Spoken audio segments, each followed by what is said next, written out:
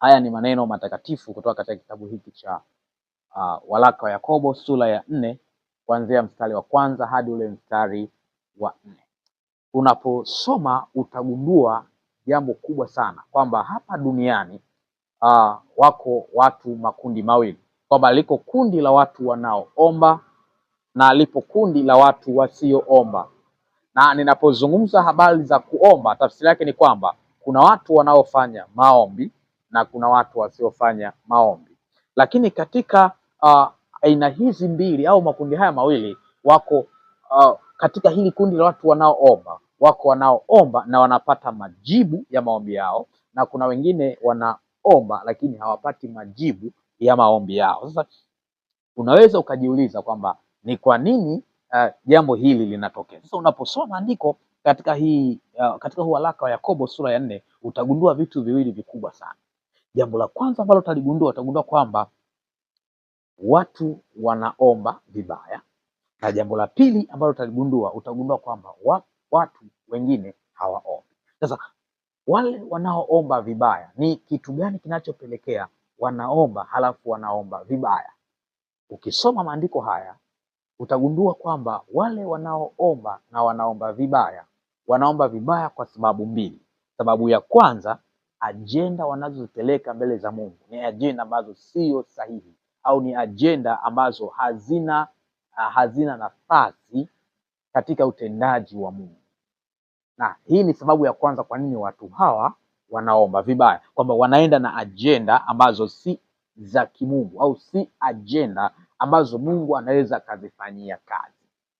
Na sababu ya pili kwa nini wanaomba vibaya ni kwa sababu wanakuwa na wivu au mtu anaomba kwa wivu, anaomba akiwa anasukumwa na wivu. Ni sababu nyingine ambayo inafanya watu hawa wawe ni watu ambao wanaomba vibaya. Sasa sijajua wewe unatazama video hii ukiwa katika kundi lipi. Inawezekana wewe ni mtu mzuri sana kwenye kuomba, lakini kila wakati unapoomba haupati majibu ya maombi yako, na wakati mwingine unatumia muda mrefu sana katika maombi, lakini hauoni ni nini kimefanyika kupitia yale maombi yako. Inawezekana ni kwa sababu wewe ni miongoni mwa watu wale wanaoomba vibaya, na inawezekana pengine unaenda na ajenda mbele za Mungu, ajenda ambazo hazina umuhimu au Mungu hawezi kuzifanyia kazi, na hiyo inaweza kupelekea ukaomba lakini haupati majibu. Lakini inawezekana wewe ni mtu mwenye wivu, unaomba kwa sababu ya tamaa zako, unaomba kwa sababu unatamani kwamba kitu fulani ambacho mtu fulani anacho pengine na wewe uwe nacho. Hauna uhitaji nacho, lakini unatamani uwe nacho kwa sababu fulani anacho, au unatamani uwe nacho ili watu uweze kuwakomoa watu kwa kitu hicho ambacho unacho. Maombi kama hayo hawezi kupata, na hii ndio maana watu wengi wanafanya maombi lakini hawapati majibu ya maombi yale wanaoyaomba.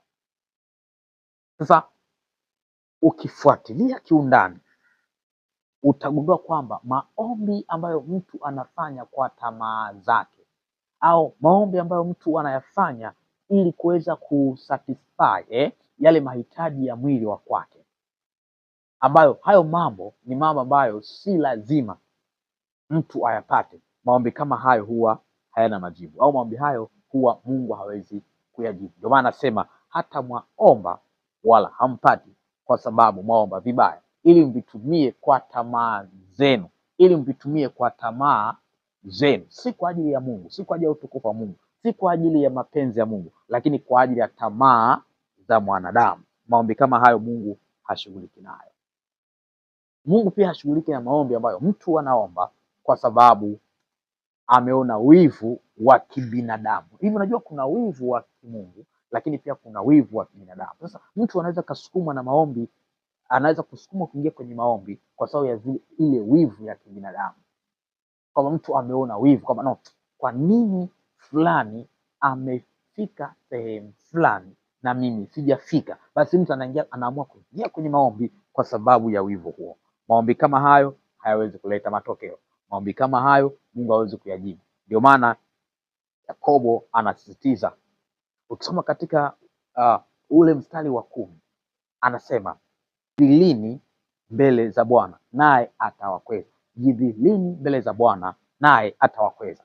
Ni nini ambacho Yakobo anakisema hapa, kitu ambacho Yakobo anakizungumza hapa, alikuwa anakazia yale maneno aliyoanza nayo katika mstari wa kwanza, wa pili, wa tatu na wa nne, akizungumza kwamba vita vyatoka wapi, mapigano yaliyopo kati yenu yatoka wapi, hata mwaomba lakini hamna kitu. Sasa mstari wa 10 anasema jidhilini mbele za Bwana naye atawakuza. Kwa maana hiyo sasa, ili uweze kuomba maombi na maombi yako yalete matokeo, ni lazima uombe katika unyenyekevu, ni lazima uombe katika hali ya kunyenyekea.